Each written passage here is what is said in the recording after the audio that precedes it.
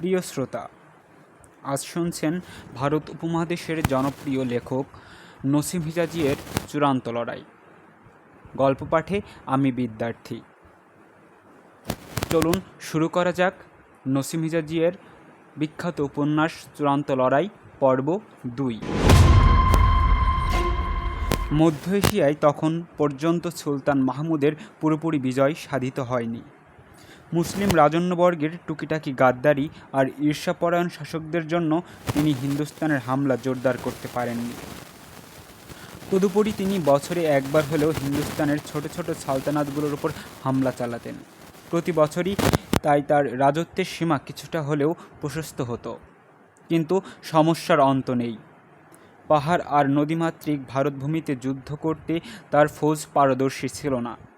তিনি কখনো সিন্ধু নদ পাড়ি দিয়ে কোনো কওমের বিরুদ্ধে অভিযান চালাতে গেলে মধ্য এশিয়ার জায়হুনে ততক্ষণে একটা ফিতনা মাথাচাড়া দিয়ে উঠত। গঙ্গা যমুনা পাড়ি দিয়ে রাজপুত রানাদের বিরুদ্ধে হামলা চালালে ততক্ষণে মাকরান থেকে খারজাম পর্যন্ত কোনো না কোনো এলাকার বিদ্রোহীরা ফুঁসে উঠত। সুতরাং সুলতান মাহমুদ পররাজ্যে হামলা করতে গিয়ে বারবারই পিছুপা হতে বাধ্য হয়েছিলেন। ইতিহাসের সোনালি পাতায় দেশজয়ীদের তালিকার অনেকের নাম দেখা যায়, কিন্তু এমন দিগ্বিজয়ী বীর খুব কম ছিলেন যার জীবনের সিংহভাগ সময় ঘোড়ার পিঠে কাটিয়েছেন। মর্মর পাথরের প্রাসাদের চেয়ে রণাঙ্গন যাদের কাছে ছিল প্রিয়, ফুল বিছানো পালঙ্কের চেয়ে কণ্টকময় প্রান্তর অতিক্রম করা ছিল যাদের শখ, গজনি জল প্রপাতে সাঁতার কাটার চেয়ে বহু দূরের যমুনা নদীতে বিজয়ী অশ্ব নামিয়ে দেয়াকে তিনি ভালোবাসতেন। কুদরতে ক্ষণজন্মা মানুষটির মধ্যে এমন বিস্ময়কর উপাদান জমা করেছিলেন যদ্দরুন তিনি বসে থাকার ফুরসত পাননি জীবনেও। সর্বদা কেবল ঘোড়া ছুটিয়েছেন দেশ দেশান্তরে। মুলতান অভিমুখী না হয়ে মাহমুদ খোরসানের দিকে রোখ করায় রাজা আনন্দ পাল তার সৈন্যবাহিনী ঢেলে সাজানোর সুযোগ পেল। মুসলমানদের হাত থেকে ভারত মাতার ঐতিহ্য অক্ষুণ্ণ রাখার ধোয়া তুলে সে গোটা ভারতবর্ষের রাজপুত রানা ও প্রশাসকদের ঐক্যবদ্ধ করে মাহমুদকে অঙ্কুরেই বিনাশ করতে আদা নুন খেয়ে নামল। কিছুদিনের মধ্যে বিশাল এক সৈন্যবহর নিয়ে সে পেশোয়ার অভিমুখী হলো। সুলতান মাহমুদ গুপ্তচর মারফত খবর পেয়ে গজনি থেকে বিন্ধ্য সাম্রাজ্যের নিকটে উপনীত হন। এক রক্তক্ষয়ী তুমুল যুদ্ধের পর হিন্দু সৈন্যরা রণে ভঙ্গ দেয়। সুলতান মাহমুদ কংগ্র পর্যন্ত তাদের পশ্চাৎ অপসারণ করেন। হিন্দুদের সবচেয়ে সুরক্ষিত কেল্লা নগরকোট অবরোধ করে তাও কবজা করে নেন তিনি। এ কেল্লার মাঝে একটি খ্যাতনামা মন্দির ছিল। মন্দিরের শিষ্যরা গোটা ভারতবর্ষের রাজা প্রজাদের থেকে ট্যাক্স উসুল করত। সুলতান মন্দিরে প্রবেশ করে স্বর্ণ রৌপের পাহাড় দেখতে পান। ব্রাহ্মণদের এই অঢেল সম্পত্তি ওই সব অগণিত মানুষের ঘাম ঝরা শ্রমের ফসল, যারা দেবদাতের ফুট ফরমাস শোনার জন্য পয়দা হয়েছিল। এ মন্দির থেকে 7 কোটি রুপি মূল্যের মালামাল আর 7,000 মণ স্বর্ণ রৌপ্য উদ্ধার করা হয়েছিল। নগরকোটের সম্পত্তির আন্দাজ করা যায় ছোট একটি পরিসংখ্যানে, তা হলো মণিমুক্তা আর অমূল্য রত্নাদির পরিমাণ ছিল 200 মণের মতো। সুলতান মাহমুদ ফিরে গেলে রাজা আনন্দ পাল নন্দনাকে রাজধানী করে কোহেস্তান এলাকার বেশ কিছু ভূসম্পত্তি দখল করে নেয়, কিন্তু হায়াত তার অনুকূল ছিল না। কিছুদিনের মধ্যেই সে মৃত্যুবরণ করল। তার স্থানে তারালোচন পাল ক্ষমতায় আসলো। সুলতান মাহমুদ তারালোচন পালকেও স্বস্তির নিঃশ্বাস ফেলতে না দিয়ে নন্দনা হামলা করে বসেন। নতুন রাজাকে তারালোচন পাল সুলতানের যাত্রার খবর পেয়ে স্বীয় পুত্র ভীমপালকে কেল্লার দায়িত্ব দিয়ে কাশ্মীরে ছুটে যান সৈন্য সংগ্রহের আশায়। সরু গিরিপথের মাঝে হাতির বহর খাড়া করে মাহমুদের অগ্রা অভিযান রোধ করে ভীমপাল বেশ সফল হয়েছিল। মুসলিম ফৌজ দীর্ঘদিন গিরিপথে আটকে থাকে। ইতবৎসরে কাশ্মীর ও অন্যান্য এলাকা হতে তাজাদম ফৌজের ভীমের সাহায্যে এগিয়ে আসে। শেষ পর্যন্ত ভীমপাল প্রতিরক্ষা বহু তুলে নিয়ে খোলা ময়দানে মুসলিম ফৌজের মোকাবেলায় নেমে পড়ে। হিন্দু ফৌজের অগ্রে ছিল হাতির প্রাচীর। সুলতান বাহিনীর তুখোড় তীরন্দাজরা হাতির মুখ ফুটো করে দেন। এ সুযোগে মধ্য ও ডান বামের সৈন্যরা অতর্কিত ঝাঁপিয়ে পড়েন দুশমনের উপর। দুশমনদের রণব্যূহ ছিন্ন ভিন্ন হয়ে যায়। বাহু ঢিল হয়ে আসে ওদের। ভীমপাল বেগতিক অবস্থা দেখে লাশের স্তূপ মারিয়ে পলায়ন করে। এদিকে মাহমুদ নন্দনার কেল্লা অবরোধ করলে কেল্লার মহাফেজরা রণাঙ্গনে ভীমপালের পরাজয় কাহিনীতে প্রভাবিত হয়ে নিঃশর্তে হাতিয়ার সমর্পণ করে। নন্দনার বিজয় করে সুলতান মাহমুদ তারালোচন পালের বিরুদ্ধে সৈন্যকোচ তৈরি করেন। তারালোচন পাল খয়রাতি সৈন্য নিয়ে ঝিলাম নদীর তীরে তাঁবু গেড়েছিল। মাহমুদের ছোট্ট একটি বহরকে পরাজিত করে কাশ্মীরের সিপাহসালার শক্তি দর্পে বিভোর হয়েছিল, কিন্তু সুলতানের সাথে সম্মুখ সমরে লড়াই করে তার ধারণা ভুল প্রমাণিত হলো। অনেক চেষ্টা সাধনার পরও সুলতানের বিজয়কে সে ঠেকাতে পারল না। শোচনীয় পরাজয় বরণ করে তারালোচন পাল পূর্ব পাঞ্জাবের শ্যালক পাহাড়ে আত্মগোপন করল। সুলতান মাহমুদ তারালোচন পালকে কুপকাতের মাধ্যমে বিন্ধ্য সাম্রাজ্যের কফিনে শেষ পেরেকটি ঠুকলেন। দিন যায়, রাত আসে, সময় এগিয়ে চলে তার নিজস্ব গতিতে। দেখতে দেখতে শিশু রণবীর 18 বছরের দুরন্ত যুবকে পরিণত হলো। বাবার কাছ থেকে সে পেয়েছিল একজন সৈনিক হবার প্রেরণা। শিক্ষা দীক্ষায় তার ধারের কাছে ঘেঁষতে পারে এমন নওজোয়ান খুঁজে পাওয়া মুশকিল ছিল। অল্পদিনে রণবীরের খ্যাতি রাজার কানে পৌঁছলে তিনি রণবীরকে দেহরক্ষী বাহিনীর অফিসার পদে নিয়োগ করেন। সন্তানদের সম্পর্কে মোহনচাঁদের স্বপ্ন যখন বাস্তবায়িত হতে যাচ্ছিল, তখন মাহমুদ গজনবীর পাঞ্জাব বিজয়কে কেন্দ্র করে হিন্দুস্তানের রাজা মহারাজা সর্দার ও পণ্ডিত মহলে ব্যাপক গুঞ্জন ছড়িয়ে পড়ল। ধর্মরক্ষার তাগিদে চিন্তাবিদদের যে দলটি রাজা তারালোচন পালের সাহায্যে এগিয়ে এসেছিলেন, মোহনচাঁদ ছিলেন তন্মধ্যে অন্যতম। কনৌজ প্রশাসন অন্যান্য করদ রাজ্যের রাজাদের দেখাদেখি 1000 সৈন্যের একটি দল তারালোচন পালের সাহায্যে প্রেরণ করেন। কনৌজের রাজা এই সৈন্যবহরের সিপাহসালার বানান যুবরাজ রণবীরকে। খোদ মোহনচাঁদও এ যুদ্ধে শরিক হতে চেয়েছিলেন, কিন্তু জ্বরের প্রকোপ তাকে যেতে দেয়নি রণাঙ্গনে। জীবনের প্রথম সিপাহসালার পদ পেয়ে রণবীর যখন কনৌজ ত্যাগ করছিল, তখন সে সবেমাত্র 20 বছরের যুবক। রাজজাতিসি যখন তার হাত গুনে বলেছিল, তুমি নন্দনা বিজয় করে ফিরবে, তখন রণবীরের আত্মবিশ্বাস আকাশচুম্বী হয়ে যায়। সে আত্মগর্বে বলেছিল, নন্দনা নয়, আমি গজনি যাচ্ছি। রণবীরের কথাই এক বুড়ো সিপাই যখন বলেছিল, গজনি খুব দূরে, তখন মোহনচাঁদ গোস্বায় কাঁপতে কাঁপতে বলেছিলেন, গজনি দূরে নয়, তুমি আত্মসম্ভ্রমবোধহীন। কনৌজ ত্যাগের পূর্বে রণবীর বাড়িতে আসলে তার বোন শকুন্তলা দৌড়ে বের হয়। মহলের গাত্রে ঝুলানো তরবারি এনে অকস্মাৎ তা দিয়ে আঙুল কেটে রক্ত বের করে দাদার কপালে রক্ত তিলও কেটে দিয়ে অশ্রু সজল নয়নে বলল, দাদা, দেবতা তোমায় রক্ষা করুক, জলদি ফিরে আসার চেষ্টা করো।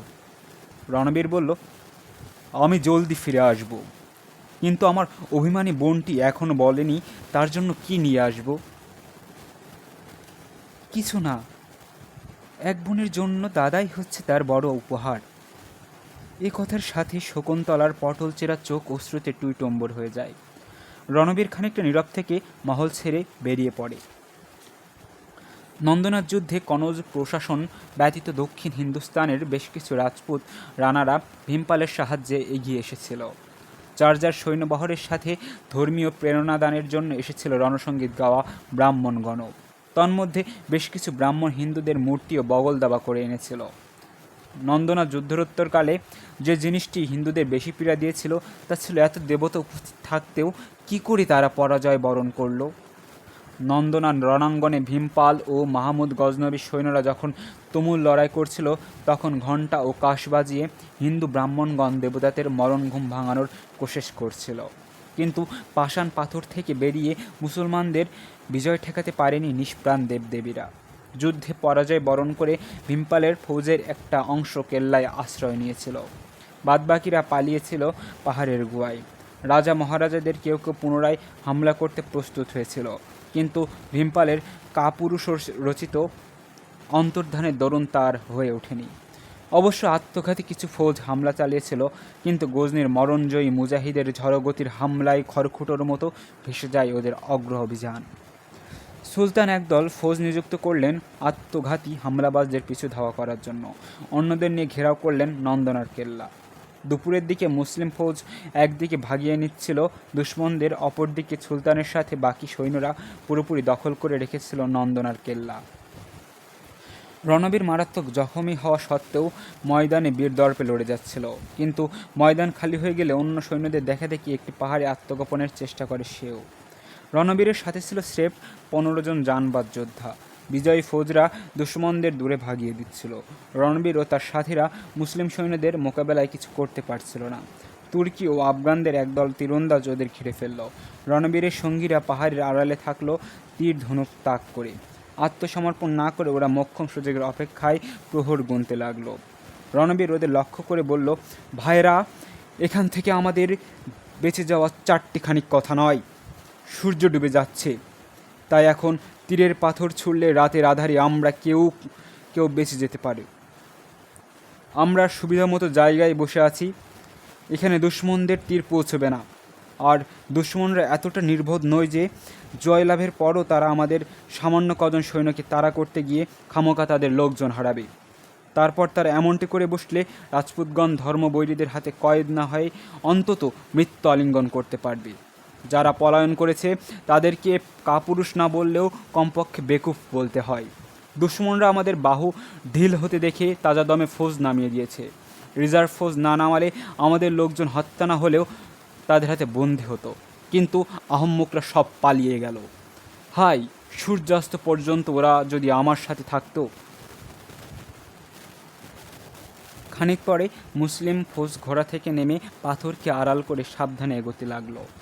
রণবীরের সাথীরা পেরেশান হয়ে তাকে লক্ষ্য করে বলল, দেবতাগণ বোধহয় আমাদের জিন্দা থাকতে দেবে না, কিন্তু ওরা আমাদেরকে বীরত্বপূর্ণ মৃত্যু থেকে বঞ্চিত করতে পারবে না। রাজসৈনিকগণ, তোমরা মজবুত হয়ে বসো। আমাদের তীরের আওতায় না আসা পর্যন্ত কেউ হামলা করো না।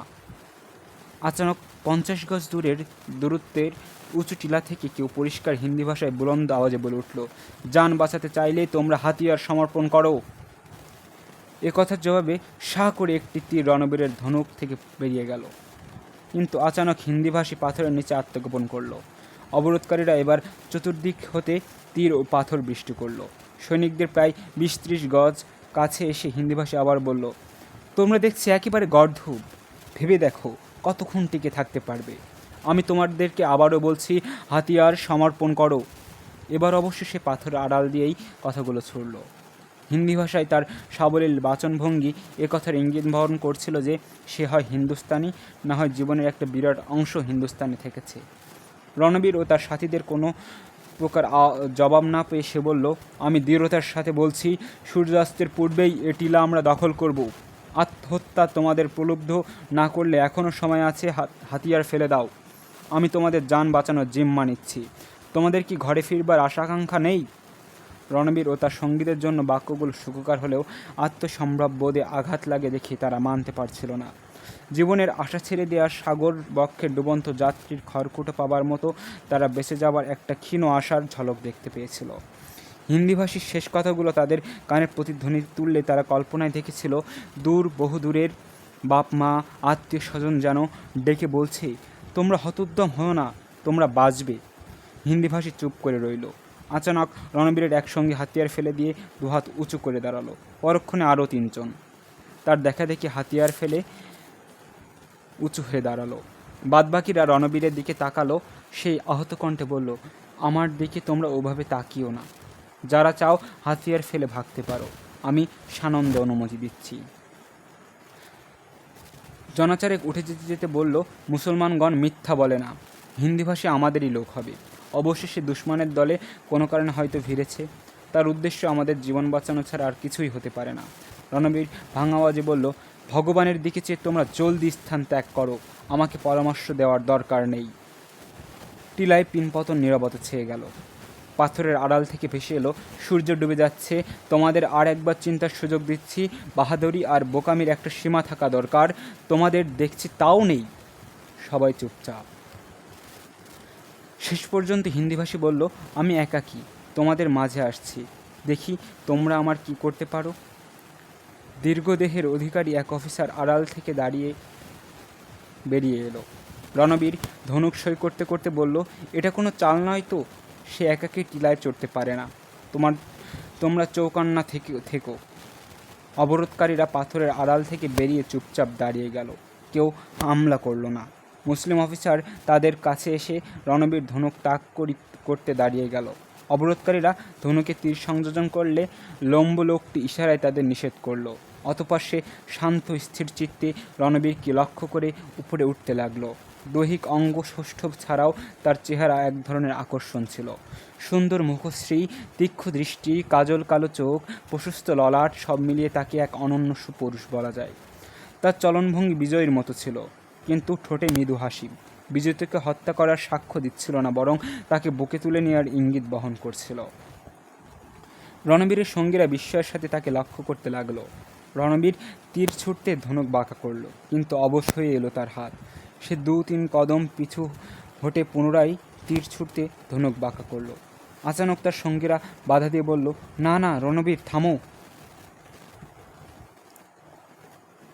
আগন্তুক বলল, তোমাদের খুবসুরাত নওজোয়ানের জিন্দেগির প্রতি এতটা বীতশ্রদ্ধ হওয়া ঠিক নয়। তোমরা কি চাও না বাবা মায়ের আওয়াজ তোমাদের কানে যাক? তোমরা আবার মিলিত হও পরিবারের সাথে? রণবীর নিরুত্তর।